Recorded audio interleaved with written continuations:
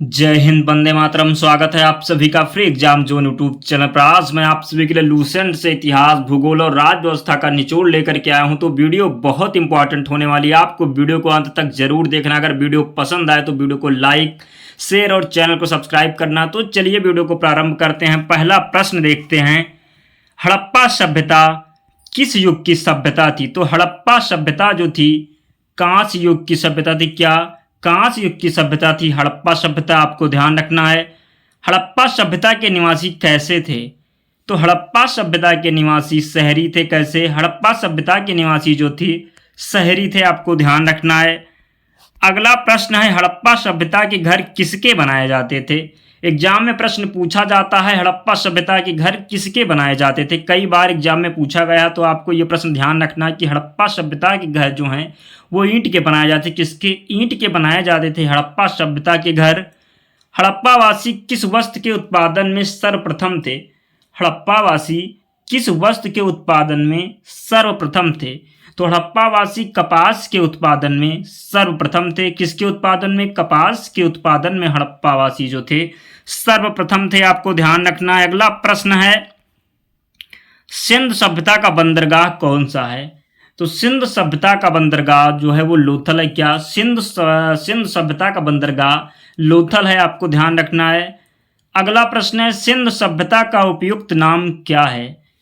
तो सिंध सभ्यता का उपयुक्त नाम है हड़प्पा, आपको ध्यान रखना है। अगला प्रश्न है, सभ्यता सिंध घाटी स्थल कालीबंगा किस प्रदेश में है?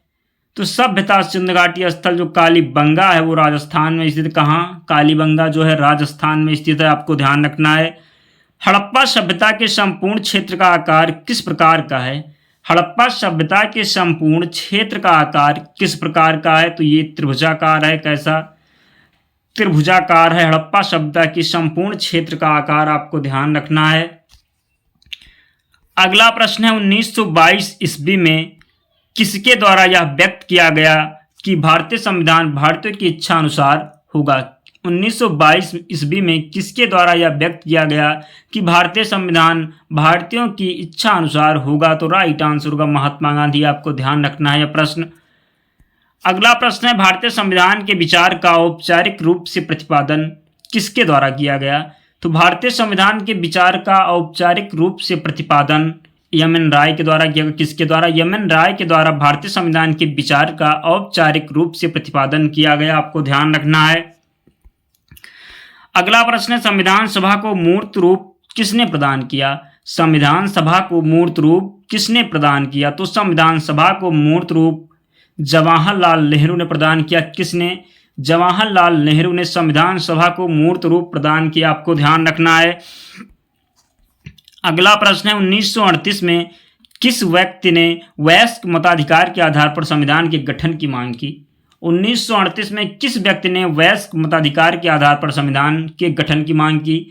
तो इसका राइट आंसर होगा जवाहरलाल नेहरू। जवाहरलाल नेहरू ने 1938 में वयस्क मताधिकार के आधार पर संविधान की मांग की, आपको ध्यान रखना है। अगला प्रश्न है, संविधान सभा के गठन की मांग सर्वप्रथम 1895 ईस्वी में किसके द्वारा प्रस्तुत की गई? एग्जाम में यह प्रश्न बार बार पूछा जाता है। संविधान सभा के गठन की मांग सर्वप्रथम 1895 ईस्वी में किसके द्वारा की गई? तो ये जो है बाल गंगाधर तिलक के द्वारा प्रस्तुत किया गया। संविधान सभा के गठन की मांग सर्वप्रथम 1895 ईस्वी में बाल गंगाधर तिलक के द्वारा प्रस्तुत किया गया, आपको ध्यान रखना है। अगला प्रश्न है, वीरता का सबसे बड़ा सर्वोच्च सम्मान कौन सा है? तो वीरता का सबसे बड़ा सर्वोच्च सम्मान परमवीर चक्र है। क्या? परमवीर चक्र वीरता का सबसे बड़ा सर्वोच्च सम्मान है, आपको ध्यान रखना है। अगला प्रश्न है, वीरता का दूसरा सबसे बड़ा सर्वोच्च सम्मान कौन सा है? तो वीरता का दूसरा सबसे बड़ा सर्वोच्च सम्मान महावीर चक्र है। क्या? महावीर चक्र वीरता का दूसरा सबसे बड़ा सर्वोच्च सम्मान है, आपको ध्यान रखना है। महावीर चक्र सबसे पहले किसको प्रदान किया गया? तो महावीर चक्र सबसे पहले राजेंद्र सिंह को प्रदान किया गया। किसको? राजेंद्र सिंह को महावीर चक्र सबसे पहले प्रदान किया गया। शांति का सबसे बड़ा पुरस्कार कौन सा है? तो शांति का सबसे बड़ा पुरस्कार है अशोक चक्र, आपको ध्यान रखना। अशोक चक्र शांति का सबसे बड़ा पुरस्कार है, आपको यह प्रश्न ध्यान रखना है। अगला प्रश्न, अशोक चक्र पाने वाली प्रथम महिला कौन बनी? अशोक चक्र पाने वाली प्रथम महिला कौन बनी? तो अशोक चक्र पाने वाली प्रथम महिला नीरजा भनोट बनी। कौन? नीरजा भनोट अशोक चक्र पाने वाली प्रथम महिला बनी। किस पुरस्कार को एशिया का नोबेल कहा जाता है? तो रमन मैग्सेसे पुरस्कार को एशिया का नोबेल कहा जाता है। आपको ध्यान रखना, एशिया का नोबेल किसे कहा जाता है? तो रमन मैग्सेसे पुरस्कार को। अगला प्रश्न है, अंतर्राष्ट्रीय न्यायालय का हेडक्वार्टर कहाँ पर है?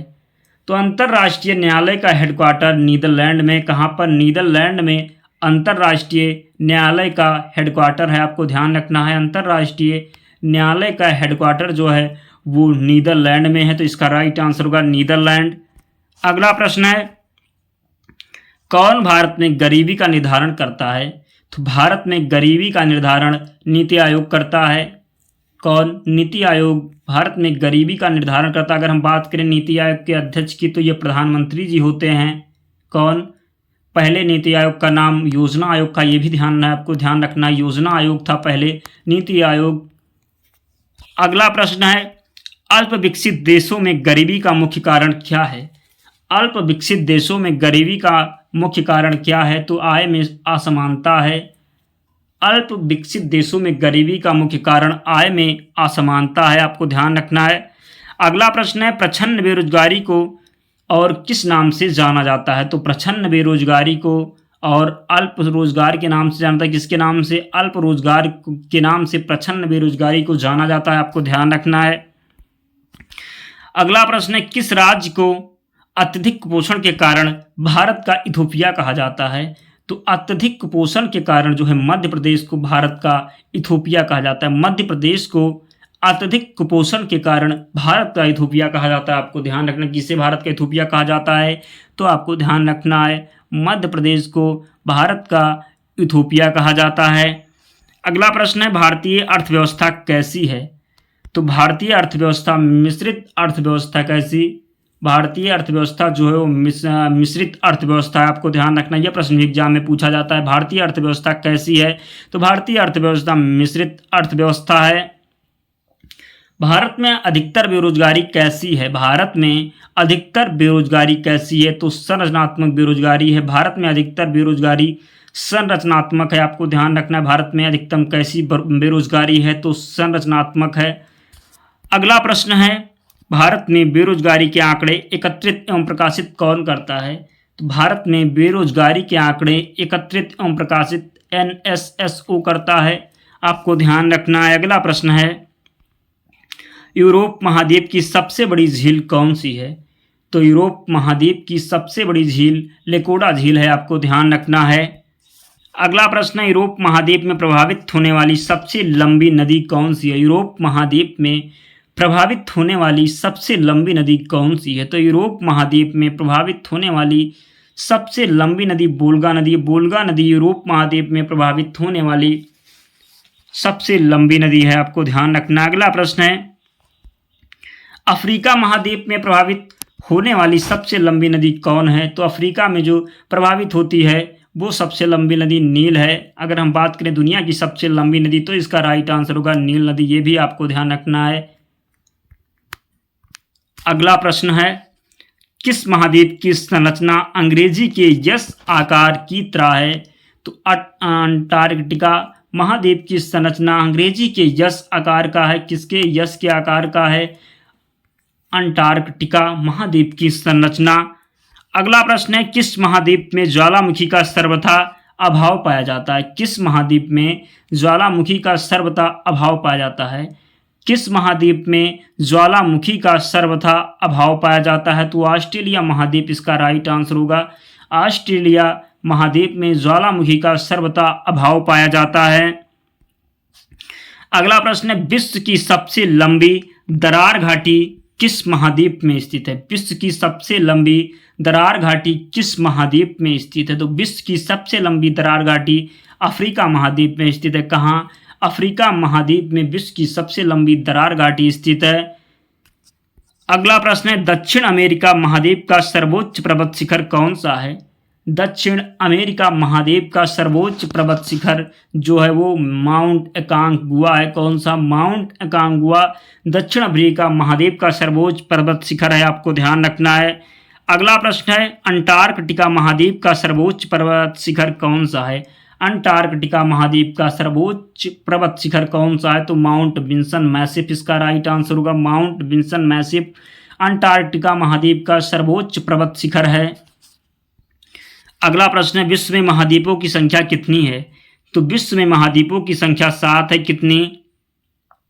विश्व में महाद्वीपों की संख्या 7 है, आपको ध्यान रखना है। संसार में सबसे बड़ा महाद्वीप एशिया महाद्वीप है। संसार का सबसे बड़ा महाद्वीप कौन सा है, एशिया महाद्वीप है, आपको ध्यान रखना है। अगला प्रश्न है किस महाद्वीप को श्वेत महाद्वीप के नाम से जाना जाता है। अंटार्कटिका महाद्वीप को श्वेत महाद्वीप के नाम से जाना जाता है। किसे? अंटार्कटिका महाद्वीप को श्वेत महाद्वीप के नाम से जाना जाता है। सांझी कला भारत के किस राज्य से संबंधित है, तो सांझी कला भारत के किस राज्य से संबंधित? सांझी कला उत्तर प्रदेश से संबंधित है। किससे? उत्तर प्रदेश से संबंधित है सांझी कला, आपको ध्यान रखना है। अगला प्रश्न है शेखावटी के प्रसिद्ध नृत्य का नाम क्या है। शेखावटी के प्रसिद्ध नृत्य का नाम जो है वो गीदड़ है। क्या? गीदड़ शेखावटी के प्रसिद्ध नृत्य का नाम है।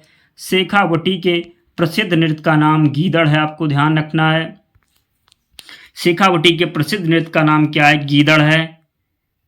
नृत्य नाटक सूरदास एवं संक्रिया के पेशेवर जाति से संबंध रखते हैं। नृत्य नाटक सूरदास एवं संक्रिया के पेशेवर जाति से संबंध रखते हैं, तो भवाई इसका राइट आंसर होगा। नृत्य नाटक सूरदास एवं संक्रिया के पेशेवर जाति संबंध रखते हैं, भवाई राइट आंसर है। छपेली लोक नृत्य कहाँ से संबंधित है। छपेली लोक नृत्य कहाँ से संबंधित है? हिमाचल प्रदेश से संबंधित है छपेली लोक नृत्य। अगला प्रश्न है कर्नाटक की लोक रंगभूमि कौन सी है। कर्नाटक की लोक रंगभूमि कौन सी है, तो कर्नाटक की लोक रंगभूमि यक्षगान है। भारत के किस भाग में बम्बू नृत्य प्रसिद्ध है, तो भारत के किस भाग में बम्बू नृत्य प्रसिद्ध है, तो मेघालय राइट आंसर होगा। मेघालय में बम्बू नृत्य प्रसिद्ध है, आपको ध्यान रखना है। अगला प्रश्न है गौर नृत्य किस जाति से संबंधित है। गौर नृत्य किस जाति से संबंधित है, तो गौर नृत्य जो है मुड़िया जाति से संबंधित है। किससे? मुड़िया जाति से संबंधित है गौर नृत्य। धूमल लोक नृत्य किससे संबंध है, तो धूमल लोक नृत्य का जो संबंध है वो जम्मू कश्मीर से है। अगला प्रश्न है किसी आभूषण में खांचा या नक्काशी उत्पन्न कर उस पर रंग भरना क्या कहलाता है। किसी आभूषण में खांचा या नक्काशी उत्पन्न कर उस पर रंग भरना क्या कहलाता है। मीनाकारी। क्या? मीनाकारी ऐसा है जो आभूषण में खांचा या नक्काशी उत्पन्न कर उस पर रंग भरना कहलाता है। क्या कहलाता है? मीनाकारी, आपको ध्यान रखना, मीनाकारी कहलाता है। अगला प्रश्न है रंगोली भारत के किस क्षेत्र की प्रमुख लोक कला शैली है। रंगोली भारत के किस क्षेत्र की प्रमुख लोक कला शैली है, तो रंगोली जो है वो महाराष्ट्र के प्रमुख लोक कला शैली है। कहाँ की? महाराष्ट्र की लोक कला शैली रंगोली है। चौक पूर्णा भारत के किस क्षेत्र की लोक कला है। उत्तर प्रदेश की लोक कला है चौक पूर्णा, आपको ध्यान रखना है। अगला प्रश्न है कलमकारी लोक कला का संबंध किस राज्य से है। क्या? कलमकारी लोक कला का संबंध किस राज्य से है, तो आपको ध्यान रखना जो कलमकारी लोक कला है ये आंध्र प्रदेश से संबंधित है। कहाँ से? आंध्र प्रदेश से संबंधित है कलमकारी लोक कला। तो दोस्तों वीडियो कंप्लीट हो गई। अगर वीडियो पसंद आई हो तो प्लीज़ आप लोग वीडियो को लाइक कर दीजिए, बिना लाइक किए आप मत जाना। और चैनल पर नए हैं तो चैनल को ज़रूर सब्सक्राइब करें, आपको यहाँ ऐसी डेली वीडियो मिलती रहेंगी। यहाँ से प्रश्न आपके एग्जाम में अवश्य पूछे जाएंगे, तो आप लोग चैनल को सब्सक्राइब कर लीजिए। तो मिलते हैं अगले वीडियो में, तब तक पढ़ते रहिए, स्वस्थ रहिए, सुरक्षित रहिए, ध्यान रखिए अपना। जय हिंद।